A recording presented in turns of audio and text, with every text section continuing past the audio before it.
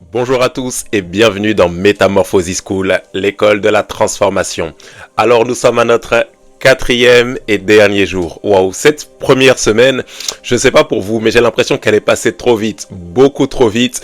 Et elle était riche en informations, riche en révélations. Le Seigneur nous a beaucoup parlé. Nous sommes dans la semaine du triomphe et nous apprenons à triompher du péché, comprendre comment en finir avec le péché, les passions de la chair, toutes ces choses-là, la raison pour laquelle notre Seigneur est venu, selon qu'il est écrit, voici l'agneau de Dieu, en parlant de Jésus, de la bouche de Jean-Baptiste, voici l'agneau de Dieu qui ôte le péché du monde. Le Seigneur nous a fait tellement de bien durant toute cette semaine.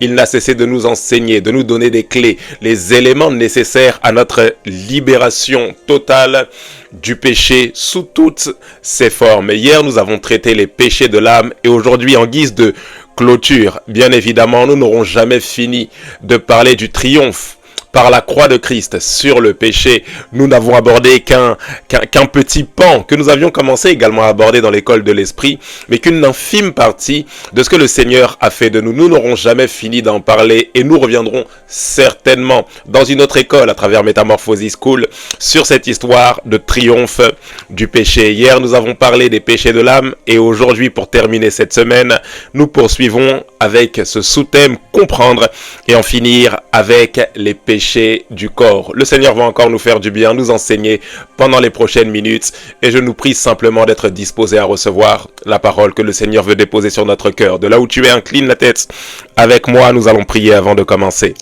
Excellent Père de grâce et d'amour, merci. Merci pour toute cette semaine, merci pour ce dernier soir. Nous te disons merci parce que nous sommes convaincus qu'en sortant de cette école du triomphe, où nous ressortons victorieux sur le péché, je suis convaincu, Dieu de grâce, que nos vies ne seront plus jamais comme avant. Je suis convaincu que nous avons déjà commencé et nous continuerons d'expérimenter des libérations de toute forme d'addiction, de toute forme de dépendance à un quelconque péché. Merci de ce que tu as parlé, de ce que tu vas continuer à le faire ce soir. Nous nous promettons de te rendre simplement toute la gloire. Inspire nos paroles et nos pensées et dirige-nous conformément à ta volonté. Père de grâce, nous t'avons prié dans le nom précieux de Jésus-Christ. Que quelqu'un dise Amen. Avant de poursuivre, comme à notre habitude, tu prends la vidéo et tu la partages partout sur tous tes réseaux sociaux parce que je suis convaincu qu'une personne pourrait être édifiée, bénie par cet enseignement. Comprendre et en finir avec les péchés du corps. Alors hier, nous avons vu, rappelez-vous que le péché n'est pas hiérarchisé mais catégorisé. Ça veut dire qu'il n'y a pas de péché plus grand que l'autre aux yeux de Dieu. Aux yeux de Dieu, commettre un péché, c'est tout simplement péché. Ça veut dire que le voleur est semblable à celui qui a commis l'impudicité. Ça veut dire que le menteur est semblable à celui qui a volé un simple bonbon. Les deux sont des pécheurs. Il n'y a pas de hiérarchie. Celui qui a volé ne sera pas plus puni par Dieu que celui qui a menti ou triché. Cependant, sur la terre, il y a des catégories de péchés dans le sens où les péchés n'ont pas les mêmes effets dans nos vies. Les conséquences des péchés diffèrent d'une catégorie de péché à une autre catégorie. Les effets que produiront l'impudicité, la pornographie, la masturbation dans une vie n'auront pas les mêmes effets que de voler un simple bonbon ou que de voler une voiture. Les effets que produisent le fait de voler une voiture n'auront pas les mêmes conséquences que le fait de mentir, que le fait de tricher. Chaque péché est catégorisé en fonction de la manière dont il se pratique, mais en fonction également des conséquences que nous subissons après avoir commis ce péché. Donc il y a, nous l'avons dit hier et nous allons nous appesantir dessus aujourd'hui, il y a des péchés qui sont rattachés au corps. Alors lorsqu'on parle des péchés qui sont rattachés au corps, nous faisons tout simplement référence au péché dans lequel le corps est directement impliqué pour commettre ce péché. De ce fait, nous parlons des excès de table, le fait de trop manger, le fait de trop boire. Nous parlons également de l'ivrognerie, le fait de consommer à outrance de l'alcool, d'avoir une forme de dépendance à l'alcool. On parle également de l'impudicité. Vous voyez tous ces péchés dans lesquels le corps est directement impliqué. Mais la chose qui est intéressante ici, et nous allons nous appesantir, nous l'avons un peu abordé dans une question de transformation, c'est que parmi ces péchés qui sont rattachés au corps, parmi les péchés du corps, il existe une catégorie de péchés que l'apôtre Paul appelle les péchés contre son propre corps, ou encore le péché contre son propre corps. 1 Corinthiens chapitre 6, verset 18. La Bible dit ceci: « Fuyez l'impudicité, quelque autre péché qu'un homme commette, ce péché est hors du corps, mais celui qui se livre à l'impudicité pêche contre son propre corps. » Vous voyez ici, nous avons une explication claire de la catégorisation du péché. La Bible dit que quelque autre péché, l'apôtre Paul le dit, quelque autre péché qu'un homme commette, ce péché est hors de son corps, mais celui qui se livre à l'impudicité pêche contre son propre corps. Ça veut dire que pour recevoir tous les bénéfices rattachés, s'il y avait des bénéfices ou tous les maléfices rattachés plutôt, permettez-moi de le dire comme ça, rattachés à ce péché, il faut que le corps soit totalement, littéralement impliqué. Lorsque je suis alcoolique, c'est une bouteille d'alcool que je prends pour boire. Lorsque je suis addict à la cigarette, c'est une cigarette que je prends pour fumer. Mais lorsqu'il s'agit de l'impudicité, j'ai besoin que mon corps soit totalement impliqué pour pouvoir pratiquer ce péché. Donc je pêche ici contre mon propre corps. Alors, avant de rentrer dans le vif du sujet par rapport à ce péché qu'est l'impudicité, j'aimerais ici vous expliquer dans un premier temps quel était le but de la sexualité dans la perspective divine. Parce qu'il est important de comprendre qu'avant de parler d'impudicité, étant donné que c'est un péché qui touche la sexualité, il est important de comprendre quel était ou quel est le but ou quelle est la pensée de Dieu par rapport à la sexualité. Permettez-moi de vous donner deux vérités concernant la sexualité. Genèse chapitre 2, verset 24, la Bible dit ceci: « C'est pourquoi l'homme quittera son père et sa mère et s'attachera à sa femme, et les deux deviendront une seule chair. » Genèse chapitre 1, verset 26 à 27, la Bible dit ceci: « Puis Dieu dit, faisons l'homme à notre image, selon notre ressemblance, et qu'il domine sur les poissons de la mer, sur les oiseaux du ciel, sur le bétail, sur toute la terre, et sur tous les reptiles qui rampent sur la terre. Dieu créa l'homme à son image, il le créa. À l'image de Dieu, il créa l'homme et la femme. » Vous devez comprendre une chose, le sexe n'est pas un péché. Le sexe n'est pas un péché, et ça c'est une vérité que nous devons véritablement comprendre. Lorsque nous parlons de sexualité, la sexualité en elle-même n'est pas un péché. Avoir des désirs sexuels n'est pas quelque chose de mauvais. Avoir des désirs en ce qui concerne le sexe opposé, qu'un homme ait des désirs en ce qui concerne une femme, qu'une femme ait des désirs en ce qui concerne un homme, n'est pas quelque chose de mauvais. Le fait que vous ressentiez des pulsions sexuelles prouve tout simplement que votre corps fonctionne bien, que votre corps fonctionne comme il se doit. Quand vous grandissez, que vous commencez à arriver à l'âge de la puberté, c'est l'âge où vous commencez à avoir des désirs. C'est là où votre corps commence à se développer, et c'est l'âge où vous commencez à ressentir certaines pulsions sexuelles, ce qui est tout à fait normal. C'est rattaché au bon fonctionnement de votre corps. Alors le péché intervient lorsque ces pulsions commencent à nous contrôler. Le problème n'est pas d'avoir des pulsions, mais le problème c'est lorsque je me laisse téléguider, guider, contrôler, manipuler par ces pulsions. Vous devez comprendre une chose, tout ce qui vous fait perdre le contrôle devient comme une forme d'idole dans votre vie. Tout ce qui vous fait perdre le contrôle, parce que le fruit de l'esprit c'est la maîtrise de soi. Alors lorsque je n'ai plus le contrôle de mes pulsions sexuelles, c'est la preuve que quelqu'un d'autre a le contrôle sur moi. C'est une forme d'idolâtrie. Et le péché sexuel intervient non pas lorsque j'ai des désirs, mais lorsque ce qui conduit ma vie, ce sont les désirs que je ressens. C'est lorsque mes pulsions téléguident la manière dont je vais réagir, dont je vais me comporter. C'est de là que nous parlons d'immoralité sexuelle, de péché sexuel ou encore d'impudicité. Nous allons aller encore un peu plus loin.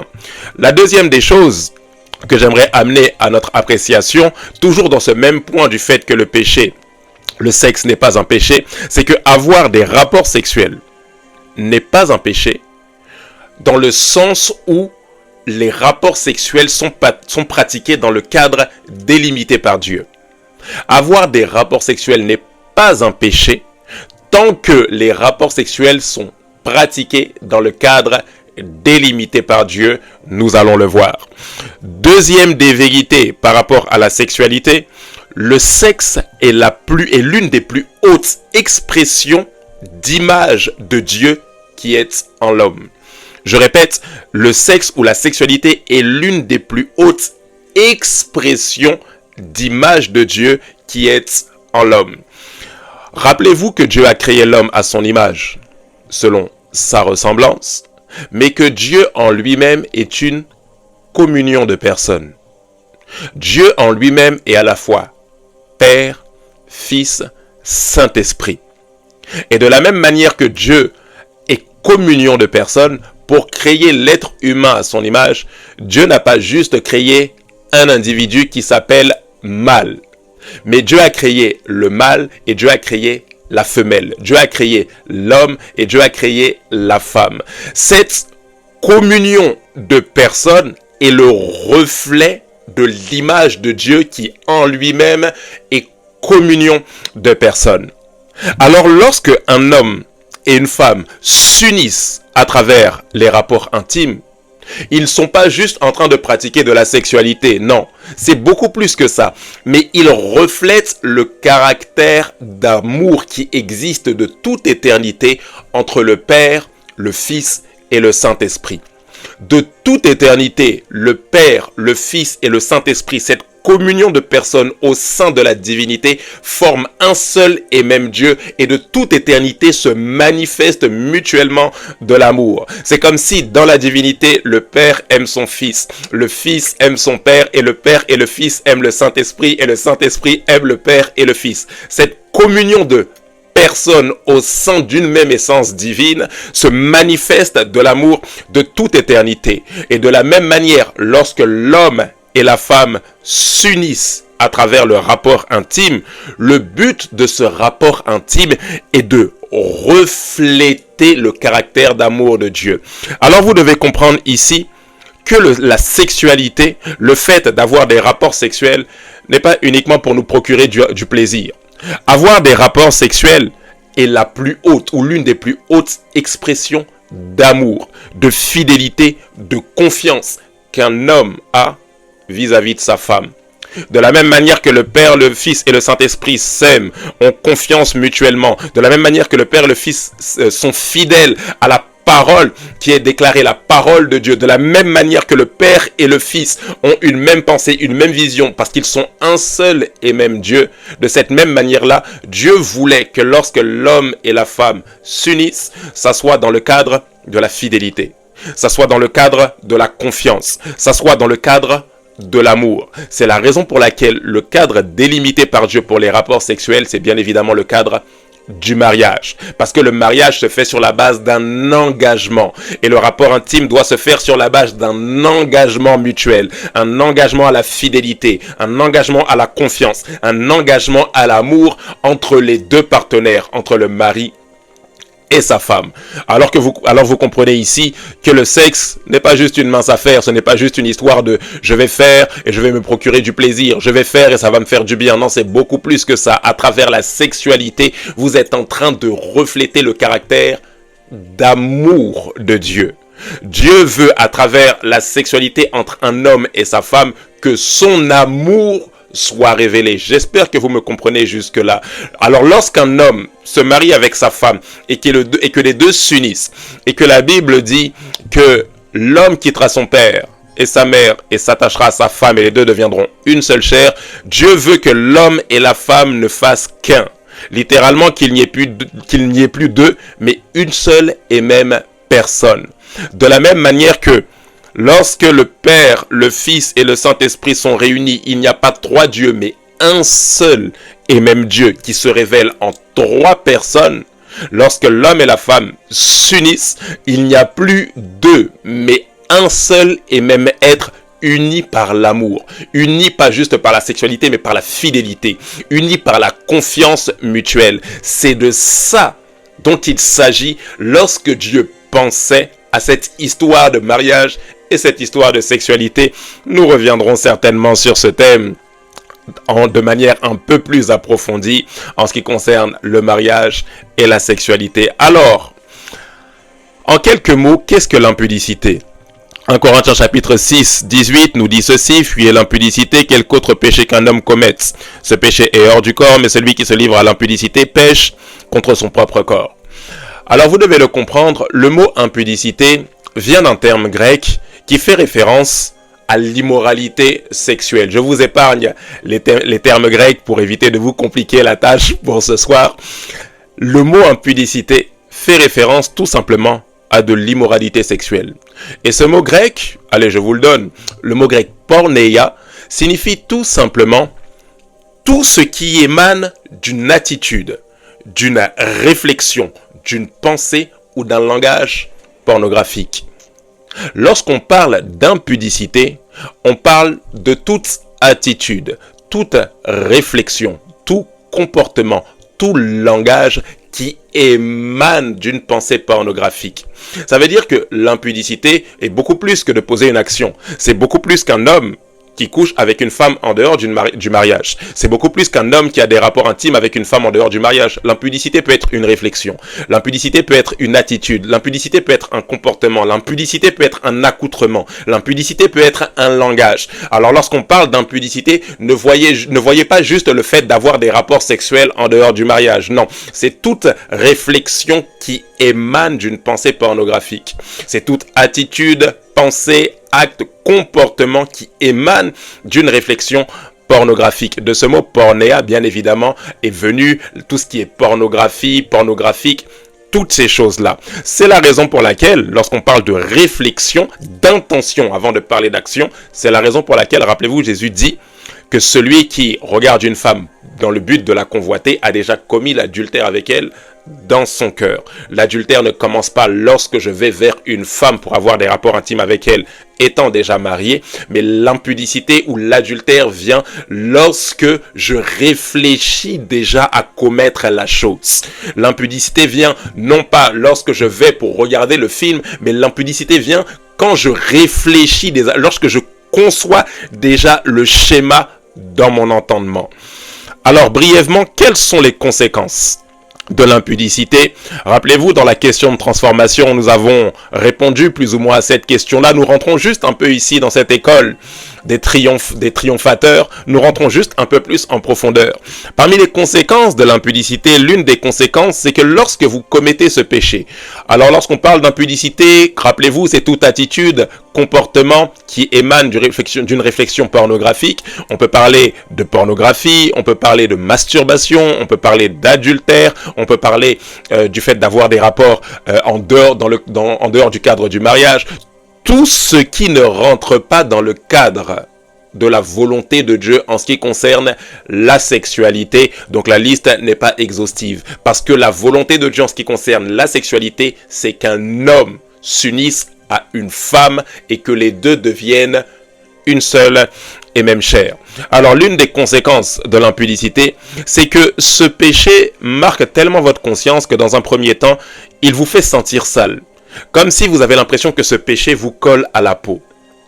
L'impudicité, lorsqu'il est commis, fait monter en vous ce sentiment que, comme si le péché ne peut pas se détacher de vous. C'est l'une des raisons pour lesquelles, après avoir commis ce péché, beaucoup de personnes se sentent tellement sales qu'elles ont limite même envie de prendre une douche. Pourquoi? Parce que c'est ce que ce péché produit. Rappelez-vous, celui qui commet l'impudicité pêche contre son propre corps.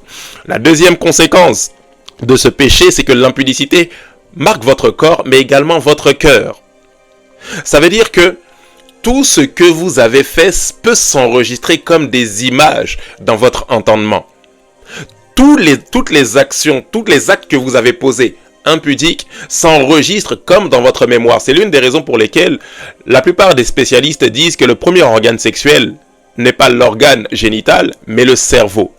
Parce que le cerveau réfléchit et conçoit en fonction de ce à quoi le corps a été exposé. Et le cerveau rappelle la dopamine qui est montée en lui lorsque vous avez pratiqué cet acte-là. Et cette hormone du bonheur vous rappelle la satisfaction que vous avez ressentie. C'est ce que produit l'impudicité. Ça marque votre cœur avec des images. Sans cesse, vous revoyez ce que vous avez commis.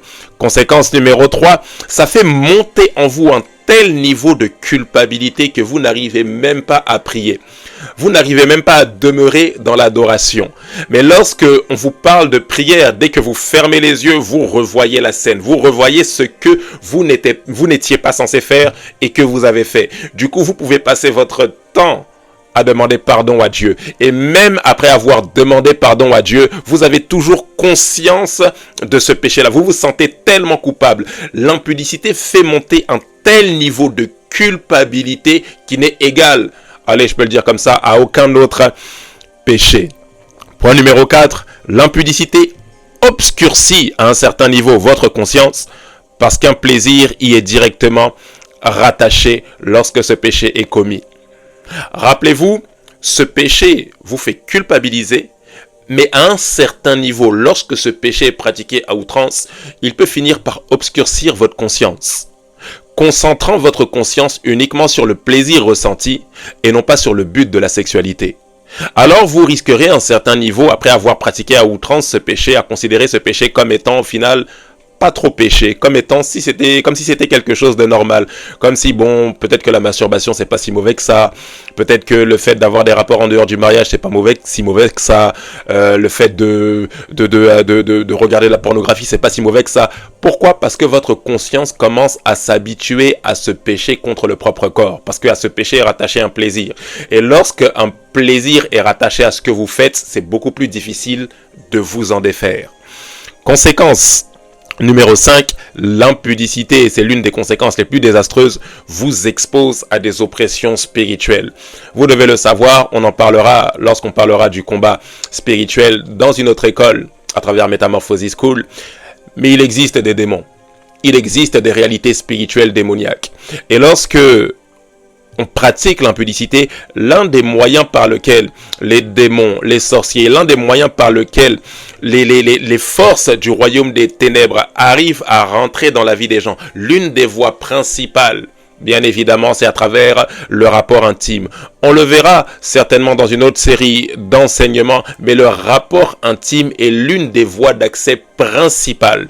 L'une des voies d'accès principales que l'ennemi utilise pour rentrer dans nos vies, saccager, détruire nos vies. C'est l'une des conséquences les plus désastreuses. Oh, vous devez le savoir, l'impudicité n'est pas juste une chose que nous commettons comme ça et puis bon, nous avons péché, nous demandons pardon à Dieu. Non, si nous pratiquons cela à outrance, sans réellement nous repentir, changer nos voies, je vous assure qu'il y a des conséquences et malheureusement des conséquences qui sont parfois irréversible. La liste n'est pas exhaustive, on aurait pu citer d'autres conséquences telles que les maladies sexuellement transmissibles, toutes ces choses-là, il existe tellement de conséquences rattachées à ce péché. Voilà pourquoi l'apôtre Paul met un bémol en disant quelque autre péché est commis hors, mais ce péché, vous péchez contre votre propre corps. Alors la question est posée, bien évidemment, après avoir parlé de tout ça, c'est comment en finir avec l'impudicité? Et bien évidemment avec les autres péchés du corps, parce qu'en dehors de l'impudicité, il existe d'autres péchés contre son propre corps. Ici, nous parlons essentiellement de l'impudicité, de tout ce qui émane de les péchés liés au sexe. Certainement, nous allons détailler dans d'autres série d'enseignements, les péchés qui sont rattachés au corps, tels que comment sortir des excès de table, comment sortir de tout ce qui est boulimie, de tout ce qui est anorexie, toutes ces choses. Il y a tellement de choses à voir, mais ici, nous abordons juste un aspect. Rappelez-vous, nous ne pouvons pas tout dire dans une seule école. Alors la première des clés, nous l'avons déjà vu en début de semaine, pour triompher de l'impudicité et des autres péchés du corps, il faut bien évidemment recevoir Jésus-Christ. Rappelez-vous que l'interdiction ne crée pas le désir. Très souvent, nous disons que l'interdiction crée le désir, mais la réalité que la Bible nous enseigne, c'est que l'interdiction révèle tout simplement quelle est notre nature. L'interdiction révèle que nous sommes incapables de résister de nos propres forces. L'interdiction révèle que nous avons besoin de recevoir une nouvelle nature. Cette nouvelle nature, nous la recevons en Christ. La Bible dit, Romains 7, 22-23, « Car je prends plaisir à la loi de Dieu selon l'homme intérieur, mais je vois dans mes membres une autre loi qui lutte contre la loi de mon entendement et qui me rend captif de la loi du péché qui est dans mes membres. » Vous êtes captif du péché aussi longtemps que Christ n'a pas crucifié votre chair avec ses passions et ses désirs, aussi longtemps que votre vieil homme n'a pas été crucifié avec Christ. Et votre vieil homme est crucifié avec Christ lorsque vous naissez tout simplement de nouveau. Quelle est la clé ici? Vous devez accepter Jésus. Vous acceptez Jésus comme Sauveur et Seigneur. Jésus change votre nature. Deuxième clé, ne placez pas votre confiance dans la chair, mais placez-la dans la grâce. La Bible dit ceci, Galates 6, verset 8, « Celui qui sème pour sa chair, moissonnera de la chair la corruption. Mais celui qui sème pour l'esprit, moissonnera de l'esprit la vie éternelle. » Vous ne devez pas faire confiance à votre chair. On l'a vu à plusieurs reprises. On ne cessera jamais de le répéter. Ne vous mettez pas dans un contexte où votre chair sera mise à ébullition. Ne faites pas confiance à votre chair pensant que vous allez gérer ou résister dans tel ou tel contexte. Mais allez le plus loin possible de la tentation. Ou allez, rapprochez-vous le plus possible de Christ. Parce que plus vous vous rapprochez de Christ, plus vous vous éloignez de la tentation. Alors ne vous mettez pas dans un contexte qui est propice à votre chute où votre chair vous parlera facilement. Parce que lorsque vous vous mettez dans un contexte où votre chair vous parle, vous ne placez plus votre confiance dans la foi, en l'Esprit de Dieu qui peut vous conduire, mais vous placez votre confiance dans votre propre force pour essayer de résister à un péché. Vérité numéro 3, vous devez vous confesser et vous repentir constamment devant Dieu. Rappelez-vous, on l'a vu hier lorsqu'on a parlé des péchés qui sont liés à l'âme, et même avant-hier lorsque nous avons parlé de comment finir avec le péché. La repentance est un style de vie avec un langage, et ce langage c'est la confession. La Bible dit, si nous confessons nos péchés, il est fidèle et juste pour nous pardonner et nous purifier de toute iniquité. La confession, c'est dire comme Dieu dit. Seigneur, je suis tombé 10 fois, mais les 10 fois où je suis tombé, ce péché n'est pas devenu bon. Il est toujours mauvais parce que tu le considères comme mauvais. Alors je refuse de le considérer comme bon, même si j'ai du mal à m'en défaire. Seigneur, je te demande pardon pour cette mauvaise chose que je pratique. Je ne veux pas que cette mauvaise chose reste dans ma vie parce qu'elle est mauvaise à tes yeux. Et si elle est mauvaise à tes yeux, je ne veux trouver aucune excuse. Elle est aussi mauvaise pour moi. Repentez-vous, quel que soit le nombre de fois où vous tombez, repentez-vous autant de fois que vous tombez. Tôt ou tard, la repentance aura raison de ce péché. La repentance prendra le dessus sur ce péché. Pourquoi? Parce que votre langage finit toujours par avoir le dessus sur vos actions. La Bible dit, c'est de l'abondance du cœur que la bouche parle. En fonction de ce que vous avez résolu dans votre cœur, votre bouche finira par parler. Et en fonction de ce que vous déclarez de votre bouche, vos actions finiront par s'aligner. Repentez-vous constamment. Quel que soit le nombre de fois où vous pouvez tomber dans le péché, courez dans la présence de Dieu. Ne fuyez pas la présence de Dieu comme Adam, parce que Dieu vous cherche même lorsque vous tombez. Courez dans la présence de Dieu et demandez au Seigneur qu'il vous accorde la grâce de vous relever et de continuer à pratiquer des œuvres dignes de la repentance. Point numéro 4, parlez à quelqu'un de confiance. Parler à quelqu'un de confiance, rappelez-vous, la force de l'impudicité ou de n'importe quel autre type d'addiction, c'est le secret.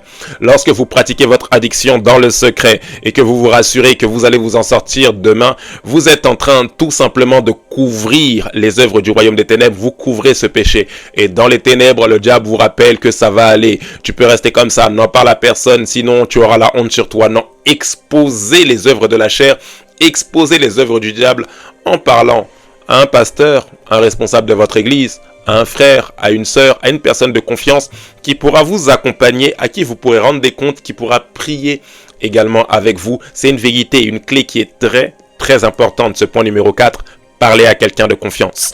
Point numéro 5, séparez-vous avec la foi que vous aurez la force de résister.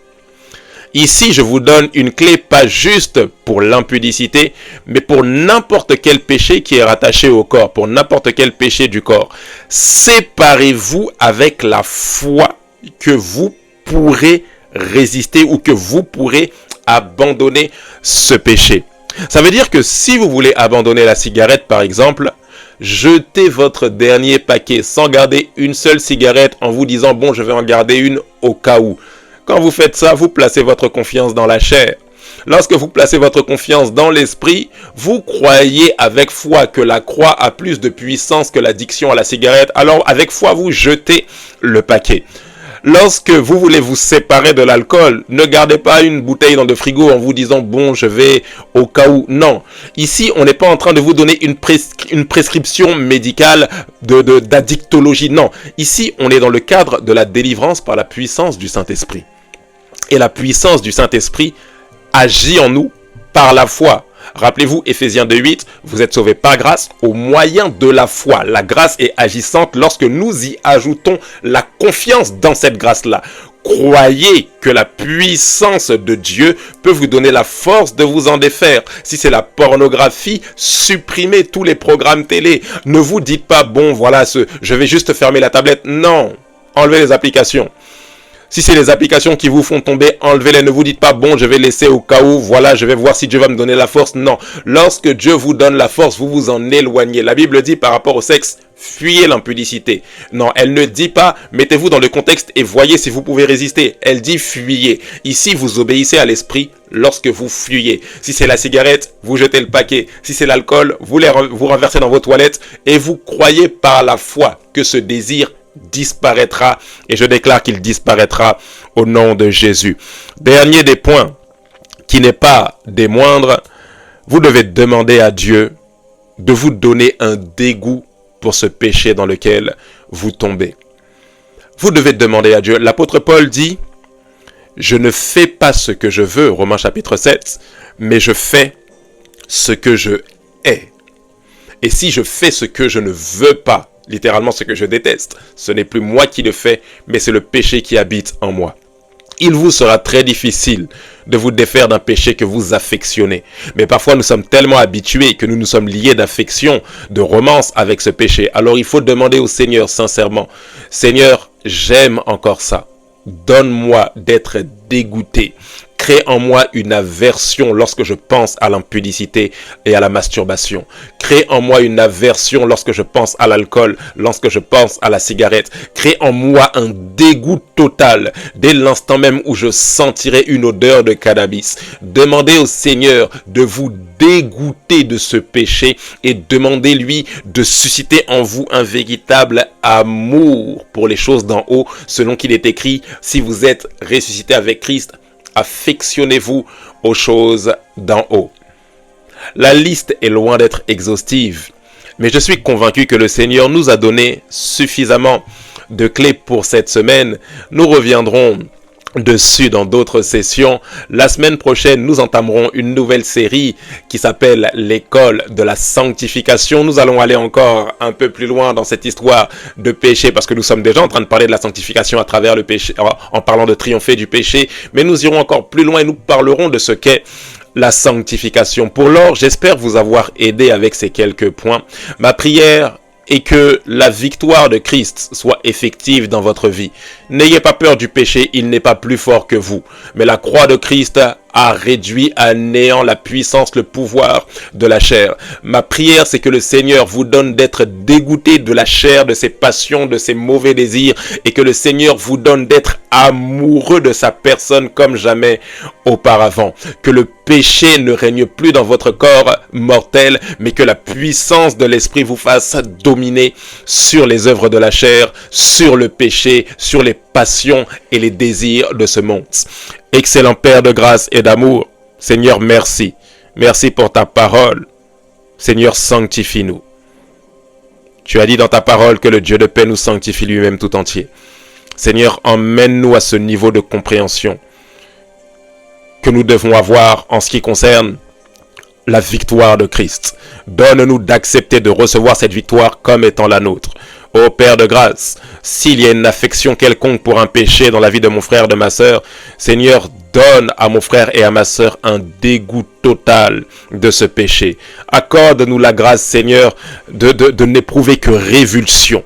Accorde-nous la grâce, Seigneur, de n'éprouver que dégoût, à la limite même des vomissements, lorsque nous faisons face à un péché, à une convoitise, à une tentation.